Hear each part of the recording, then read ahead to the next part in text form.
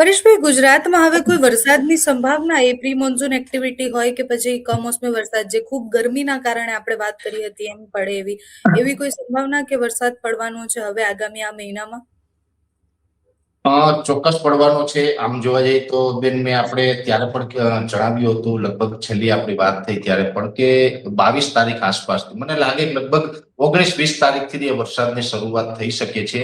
હવે મે મહિનાની જે 20 તારીખ આસપાસનો જે સમયગાળો હશે ત્યારે અત્યારે જે આપણે સિસ્ટમની વાત કરી રહ્યા છે, જે કેરળના દરિયાકાંઠે બનશે, તમિલનાડુના દરિયાકાંઠે બનશે, ત્યાંથી કેરળના દરિયાકાંઠે આવશે, અરબ સાગરમાં એ ટ્રેવલ કરશે અને એ પછી એની અસર પણ હશે ને, એ સમયે લોકલ સિસ્ટમો પણ બનશે.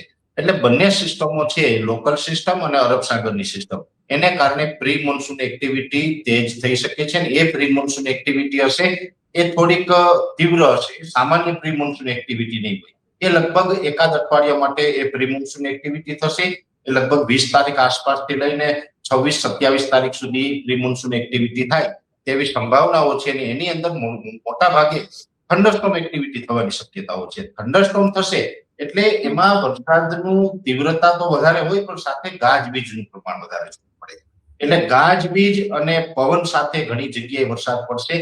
શરૂઆતમાં જે પ્રી મોન્સૂન એક્ટિવિટી હશે, અનેક જગ્યાએ જ્યાં વરસાદ પડશે ત્યાં વૃક્ષો ધરાશાયી થાય, પોલ ઉખડી પડે, આવા દ્રશ્યો સામે આવશે. જે દુકાનોના છાપરાઓ ઉડતા હોય, મોટા મોટા એડવર્ટાઇઝમેન્ટના જે હોર્ડિંગ હોય એ ઉખડી પડે, આવા દ્રશ્યો પણ આવી શકે. આ પ્રકારના તોફાની વરસાદથી પ્રી મોન્સૂન એક્ટિવિટી થાય તેવી પૂરી શક્યતાઓ છે. એટલે ખાસ દરેક ખેડૂત ભાઈઓ પણ અહીંયા એક સાવચેતી રાખવાની જરૂર છે કે અત્યારે ઉનાળુ પાક છે, જેની અંદર મગફળી હોય, અડદ, મગ, તલ વગેરે, આ જે પાકો છે એનું હાર્વેસ્ટિંગ છે સમયસર કરી લેવું જોઈએ.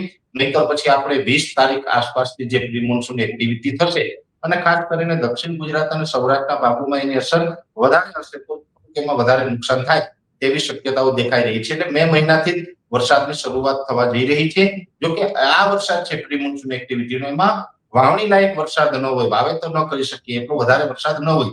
જ્યારે 2 ઇંચ કે એના કરતા વધારે વરસાદ, 2.5 ઇંચ, 3 ઇંચ આવા વરસાદ પડે ત્યારે વાવણી લાયક વરસાદ કહેવાય. એમાં વાવેતર કરીએ તો બિયારણ પૂરેપૂરું ઉગી શકે.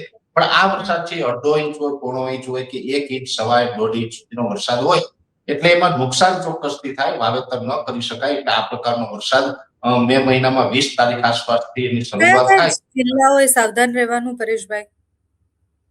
ખાસ કરીને રાજકોટ, બોટાદ, ભાવનગર, અમરેલી, ગીર સોમનાથ, જુનાગઢ, પોરબંદરના અમુક વિસ્તારો છે, એ પછી ભરૂચ, અંકલેશ્વર, સુરત, વલસાડ, નવસારી, વાપી અને ડાંગ, આ વિસ્તારો છે એમાં થોડીક વધારે અસર કરશે. મેં આપને કીધું ને, સૌરાષ્ટ્ર અને દક્ષિણ ગુજરાત આમાં વધારે અસર કરશે. કચ્છ હોય, ઉત્તર ગુજરાત, મધ્ય ગુજરાતમાં કદાચ પડશે તો પણ સામાન્ય અને છૂટાછવાયા એકાદ દિવસ માટે પડશે, ત્યાં બહુ અસર નહીં થાય. દક્ષિણ ગુજરાત અને સૌરાષ્ટ્રને વધારે અસર કરતા રહેશે.